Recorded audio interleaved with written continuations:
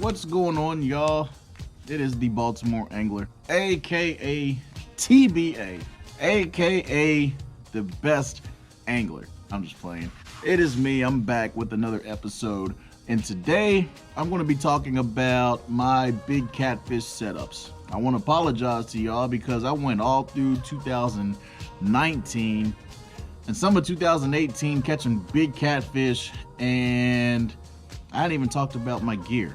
I was going through the comment section on a video, and someone left a comment saying, hey, what's your setups that you use? What kind of equipment do you use? And I was thinking, like, doggone, I never talked about that. So that's the purpose of this video. If you're new to the page, welcome to the page. Hope you like what you see. If you haven't already, leave a like, leave a comment introducing yourself, and click that subscribe button. All right, because I appreciate your subscription so much. This is what I'm gonna do. All right, see the hat that I'm wearing? High Hook. That is a New York-based fishing apparel company, highhook.org.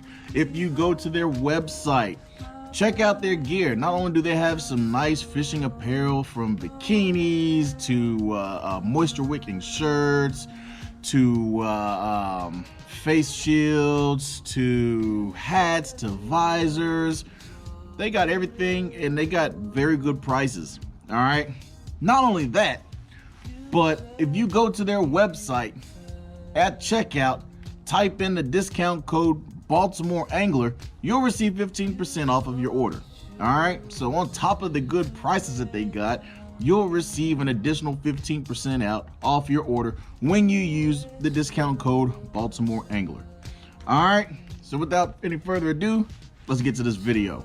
All right, y'all, so first and foremost, my catfish setups. Let me warn you that the setups that I use are not your conventional catfishing setups. I've had people say, why do you use that? Or that seems like overkill. When I first heard of this setup from my man Jeff, I actually thought the same thing. But I actually watched him do work one night. He caught multiple 30s, 40s, and I think a 250-pounder, 50-plus pound blue catfish in one night. He killed it. Didn't have a single thing break off. Didn't have anything, no stress on the line or his leader or nothing. And he made me a believer out of this setup. So without further ado, let's get to it. First on the lineup is the fishing rods that I use. Now, I use two fishing rods. The one right you see right here in front of you, this is a big cat fever rod. All right, this is a 7'6" medium heavy fishing rod. It has 10 steel eyes and a foam handle. I've heard so much about the big cat fever rods that I wanted to see what they were all about for myself. So I decided to purchase one. And actually, I was about to purchase 3 of them, but I said, you know what? Let me get just one, just in case that I don't like it. Because if I get a whole bunch of these rods and it turns out that I actually don't like the rods, then I'm gonna be out of a lot of money, you know? So that's one of my preferred rods. The other one, shout out to Kevin, aka Catterman. If you haven't already, subscribe to his channel. Link to his channel is going to be in the description, along with the link to highhook.org. All right, but the other rod that he got me hooked on is the Marathon Fortress, which I believe you can only get at Dick's. I've never seen them at Bass Pro or Cabela's, but that doesn't mean they don't sell them. But the Marathon Fortress rod that I use is a 10-foot medium heavy action fishing rod. And the reason I like how that is 10 foot is for castability, for castability reasons. All right, the rule of centrifugal force: the further a point is away from the center, the faster it spins. And that's the same science that goes into fishing rods. All right, but those are pretty much the only 2 rods that I use. Again, as long as they're anywhere from 7 to 10 feet and they're medium heavy, those are my preferred rods. I'm not outside of my Big Cat Fever rod and the Marathon Fortress, I'm not too picky when it comes to fishing rods. Now, let's talk about the reel. This is my absolute all-time favorite fishing reel right here. All right, I put this anytime I get a new fishing rod. I will only use this reel. This is the Okuma AFB Avenger. This is the 90 series, which holds approximately 600 yards of fishing line. Again, this is a saltwater reel, so therefore, because it is saltwater, I can transition between saltwater and freshwater, but you don't want to take a freshwater reel saltwater fishing. But my favorite thing about the Okuma AFB 90 is that this particular reel is a bait running reel. All right, so I pull the line, it's not going anywhere. Now as I engage the bait running drag system, look at that, line just goes just like that. All right, now the drag's open, and that'll continue doing that until I reel.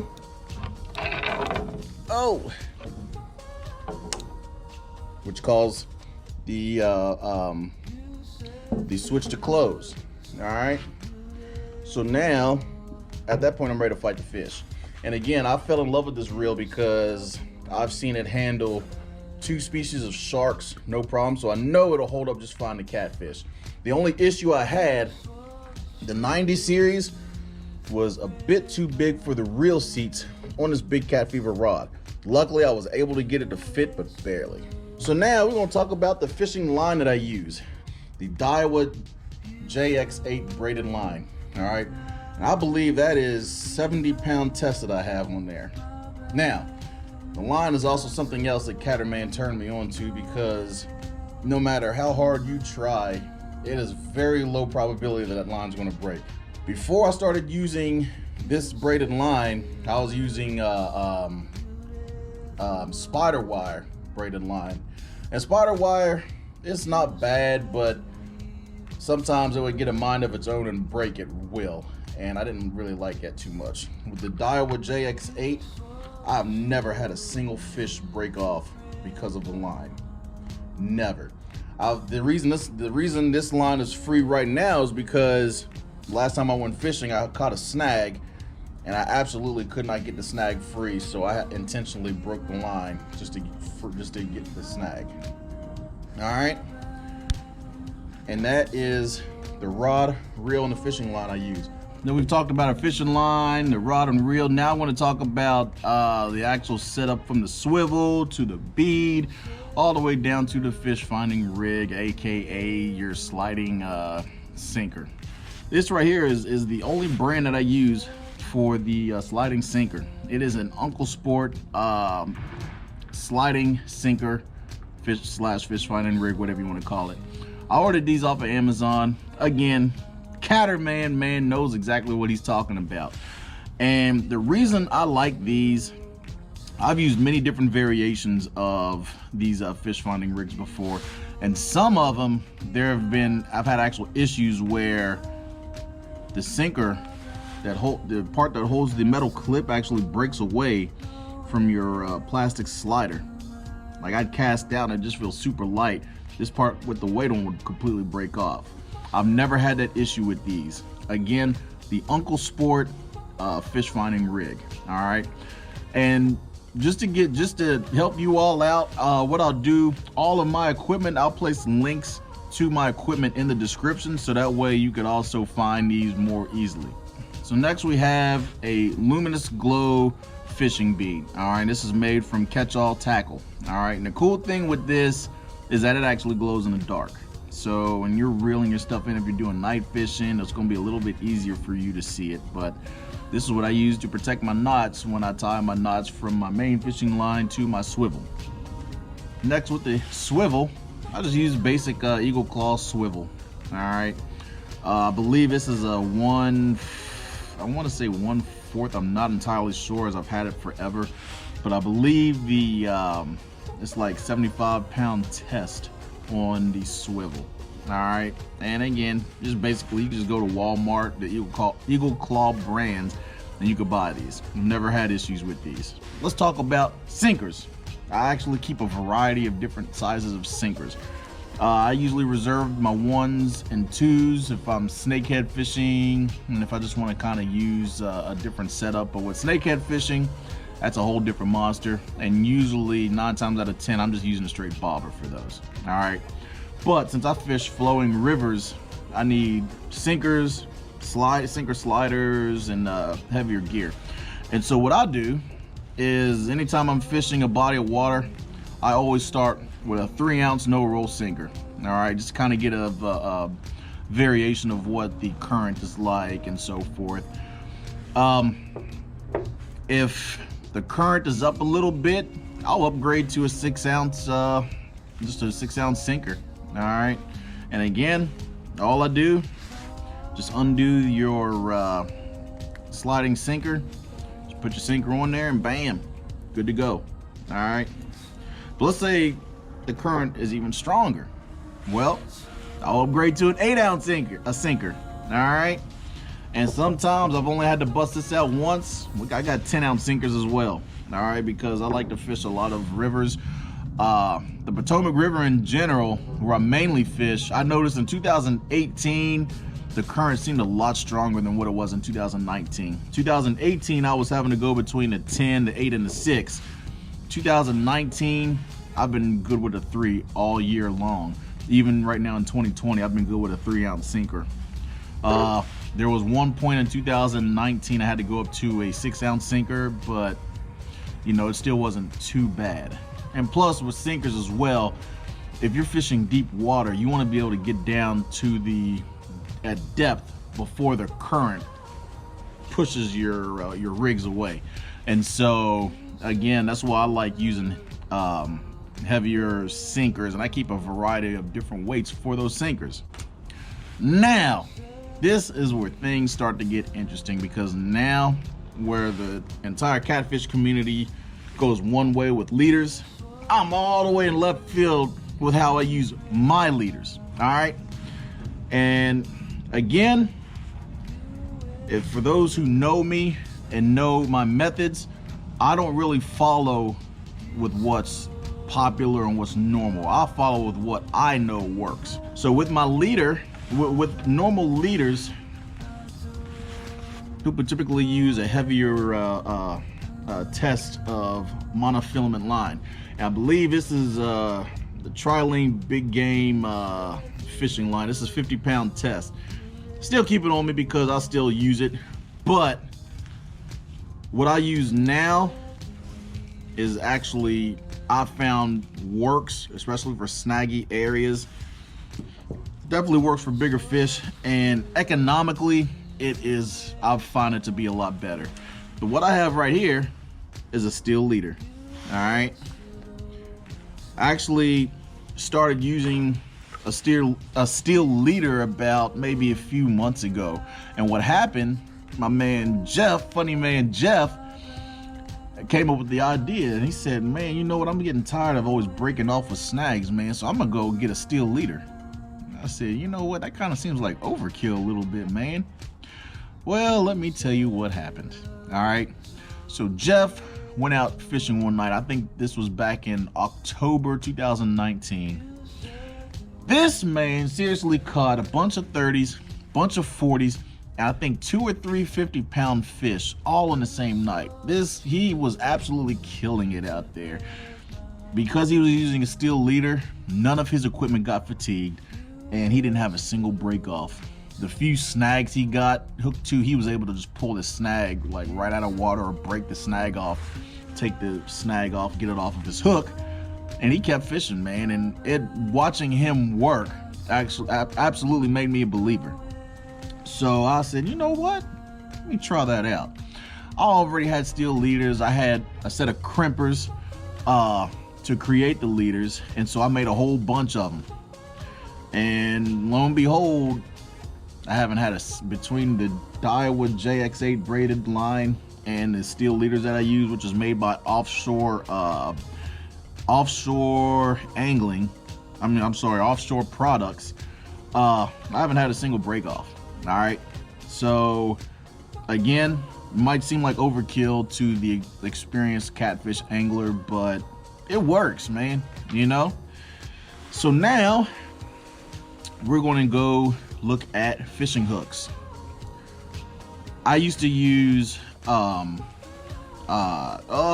fart. I used to use the Eagle Claw octopus hooks, 8/0. Then all of a sudden that 56 pounder hit one day. I said, oh man, that's a big fish. And I saw that even the 8/0 was barely enough to hook it around the lip. So I actually upgraded to a 9/0 hook. Not only that, but with 9/0 hooks, and especially with fall and winter fishing, you want to use bigger baits. Having a bigger hook means you have more of the point of the hook exposed, to where you increase your chances of a hookup. So this is a Team Catfish 9/0 octopus hook / circle hook, and the hookup ratio with these are just awesome. You know, I mean, I really like Team Catfish hooks. I've really only seen them at Bass Pro. I don't know if Dick sells them or not, but again, everything that I'm explaining here, I'm going to have links in the description to all this equipment. All right, and so what I do is I just make a whole bunch of these steel leaders with the hook attached. I'll use these connectors, these steel connectors, and I'll crimp them down with a crimper. I did not bring my crimper, but the crimper that I use, I'll also leave a link into the description of the crimper as well. All right, and with that said, that's my catfish setup, man.